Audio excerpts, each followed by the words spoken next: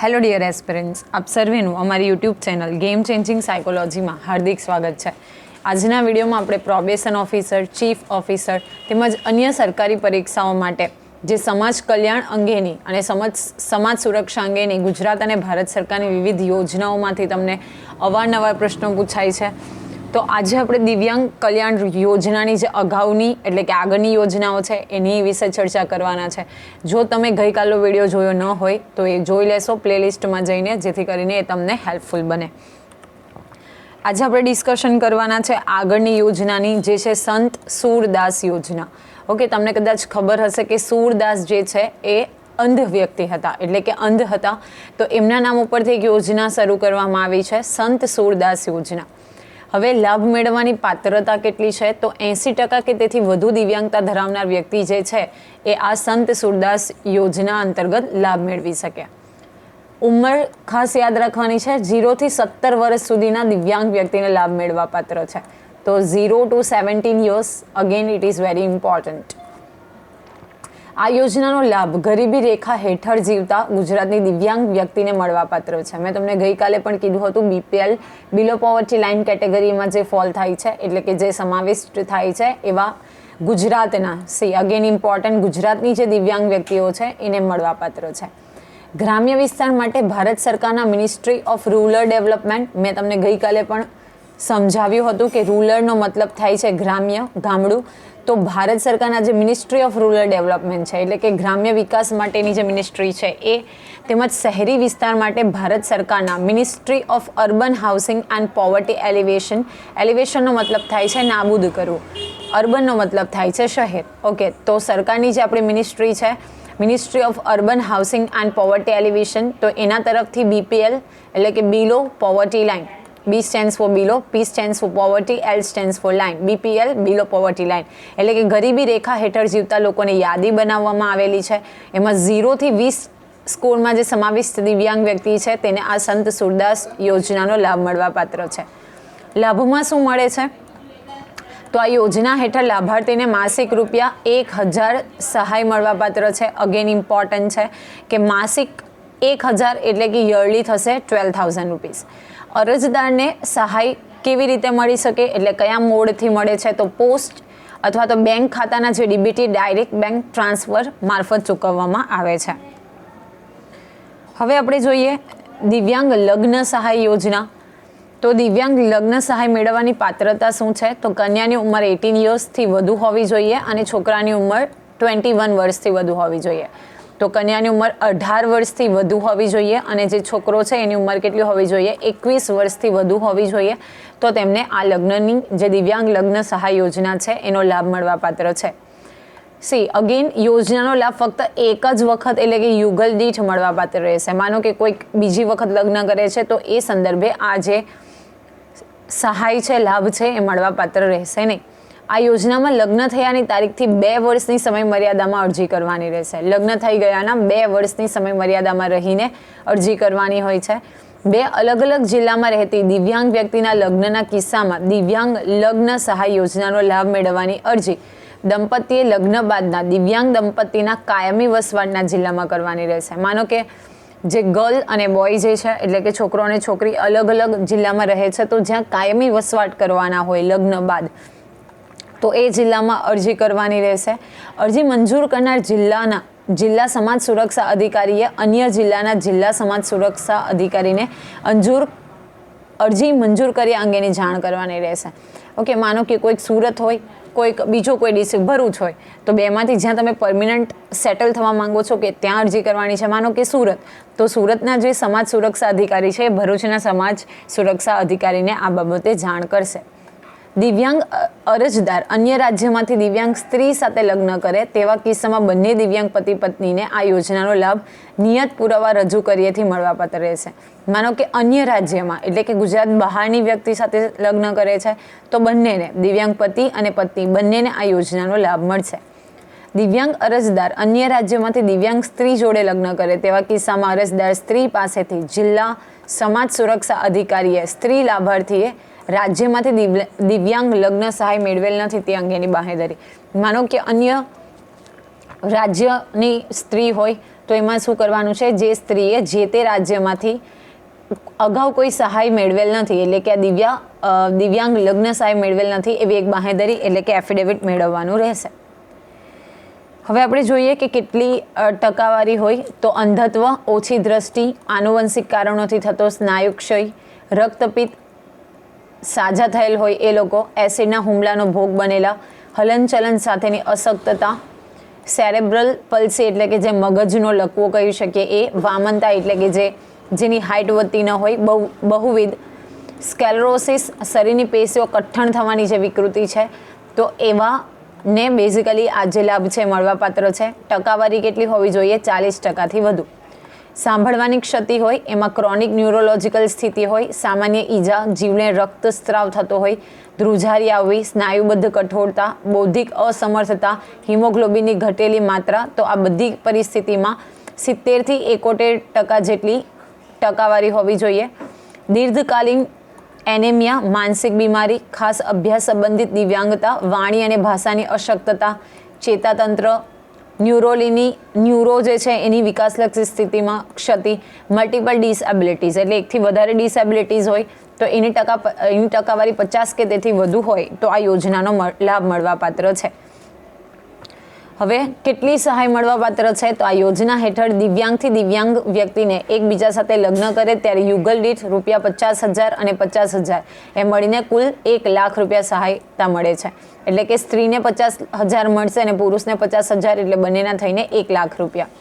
દિવ્યાંગથી સામાન્ય વ્યક્તિ એકબીજા સાથે લગ્ન કરે તેવા કિસ્સામાં દિવ્યાંગ વ્યક્તિને 50,000. માનો કે વ્યક્તિ કોઈક દિવ્યાંગ છે પરંતુ જેની સાથે લગ્ન કરે છે એ દિવ્યાંગ નથી, એ નોર્મલ છે, તો એ કિસ્સામાં જે ફક્ત દિવ્યાંગ વ્યક્તિ છે એને જ ₹50,000ની સહાય આપવામાં આવે છે.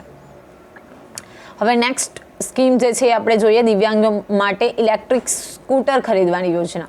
માનો કે કોઈક દિવ્યાંગને ઇલેક્ટ્રિક સ્કૂટર ખરીદવું છે તો એ અંગેની યોજના છે.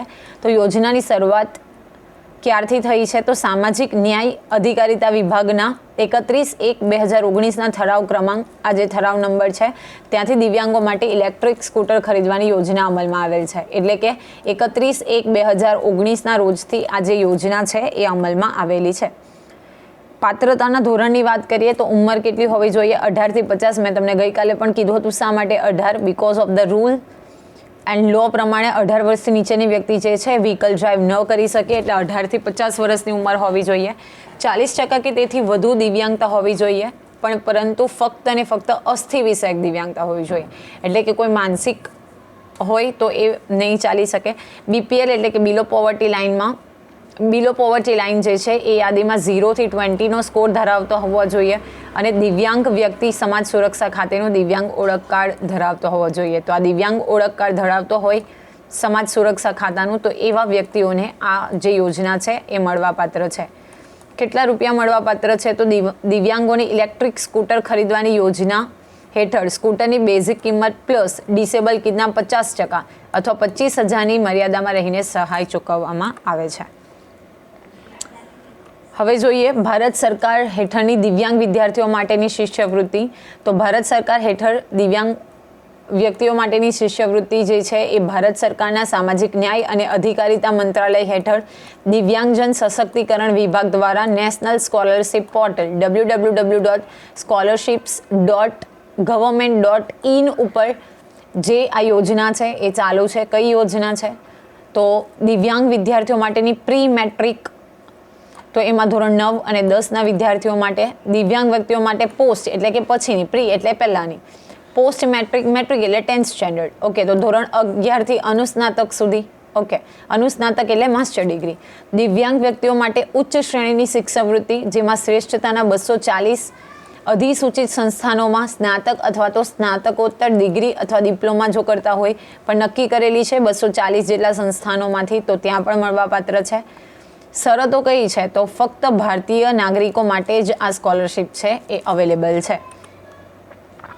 ઓકે, કયા કયા રૂલ્સ રેગ્યુલેશન્સ છે? તો 40%થી વધુ અશક્તતા ધરાવતા હોય તેવા વિદ્યાર્થીઓને મેડિકલ ઓથોરિટી દ્વારા નિયત કરાયેલા દિવ્યાંગતા પ્રમાણપત્ર ધરાવતા હોય એઓને. મેં તમને અગાઉ પણ કીધું હતું કે સિવિલ સર્જનનું સર્ટિફિકેટ રિક્વાયર્ડ છે અને કેટલી? તો 40%થી મોર દેન 40% ડિસએબિલિટી હોવી જોઈએ.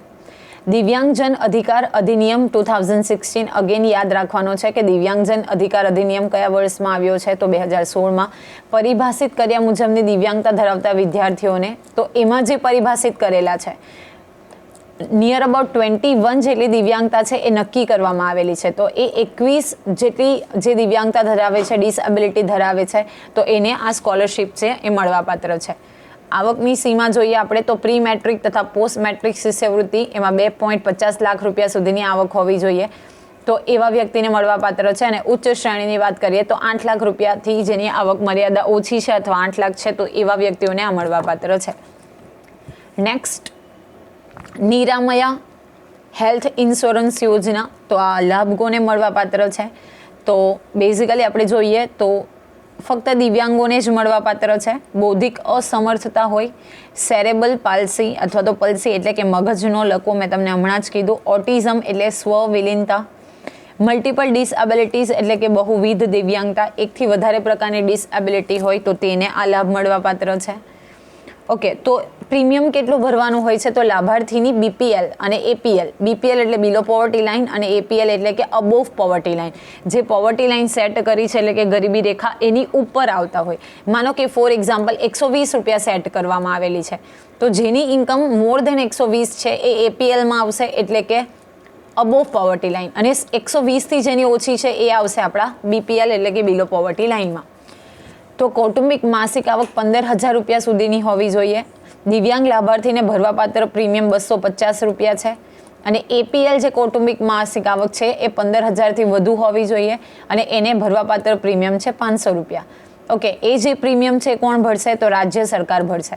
ઓકે, તો યાદ રાખવાનું છે કે જો બીપીએલ કેટેગરીની વાત કરીએ તો 250 રૂપિયા જેની આવક મર્યાદા છે મંથલી 15,000 રૂપીઝ. એપીએલ કેટેગરીની વાત કરીએ તો મોર દેન 15,000 તો એનું પ્રીમિયમ જે છે 500 રૂપીઝ તો એ જે તે રાજ્ય સરકાર છે એ ભરશે. શું સહાય મળે તો આ યોજનામાં ઉપરોક્ત 4 પ્રકારની દિવ્યાંગતા ધરાવતા એટલે આપણે હમણાં વાત કરી એ વિશેની જે દિવ્યાંગતા ધરાવતા વ્યક્તિ હોય એને 1 લાખ રૂપિયા સુધીનું વીમા રક્ષણ મળવાપાત્ર છે, જેમાં હોસ્પિટલોમાં દાખલ થવું, ઓપરેશન, ઓપીડીની દવાઓ એટલે કે ઓપરેશન થિયેટરની દવાઓ, વાહન વ્યવહારનો ખર્ચ વગેરેનો સમાવેશ થાય છે. શું છે કે હોસ્પિટલમાં દાખલ થવું પડે, કોઈક ઓપરેશન કરાવવાની જરૂર હોય, દવાઓ, વાહન વ્યવહારનો ખર્ચો, તો આ બધી જ વસ્તુઓનો સમાવેશ આ યોજના અંતર્ગત કરવામાં આવે છે. આ યોજના હેઠળ તમામ પ્રકારની વય જૂથના દિવ્યાંગનો સમાવેશ થાય છે. જો અહીંયા કોઈ ફિક્સ નથી એટલે કે 0થી લઈને ગમે એટલી ઉંમરની વ્યક્તિ હોય તો પણ કેવી હોવી જોઈએ, દિવ્યાંગ હોવી જોઈએ. આ યોજના હેઠળ લાભાર્થીને કોઈપણ પ્રકારની પૂર્વ તબીબી પરીક્ષા એટલે કે મેડિકલ ટેસ્ટની જરૂરિયાત રહેતી નથી અને કોઈ પણ હોસ્પિટલોમાં સારવાર લઈ શકે. જો એના માટે તમારે કોઈ પણ મેડિકલ ટેસ્ટની જરૂર નથી because already they false in the category of handicap. Okay, દિવ્યાંગ વ્યક્તિમાં આવે છે. ઓકે, સાથે સાથે કોઈ પણ હોસ્પિટલ છે એમાં લાભ લઈ શકે છે અને કેટલા રૂપિયા સુધીનું વીમા રક્ષણ મળે છે એટલે કે પ્રીમિયમ ઇન્સ્યોરન્સ મળવાપાત્ર છે તો 1 લાખ રૂપિયા સુધીનો. ઓકે, આશા રાખું છું કે તમને આ વિડીયોમાં સમજ પડી હશે અને જો તમને વિડીયો પસંદ પડે તો ચેનલને લાઇક કરી, શેર કરી અને હા, અપડેટ્સ માટે ચેનલને જરૂરથી સબસ્ક્રાઇબ કરશો. સાથે સાથે તમે અમારી ટેલિગ્રામ ચેનલ ગેમ ચેન્જિંગ સાયકોલોજીને પણ સબસ્ક્રાઇબ કરી શકો છો. Thank you for watching the video. Have a nice day.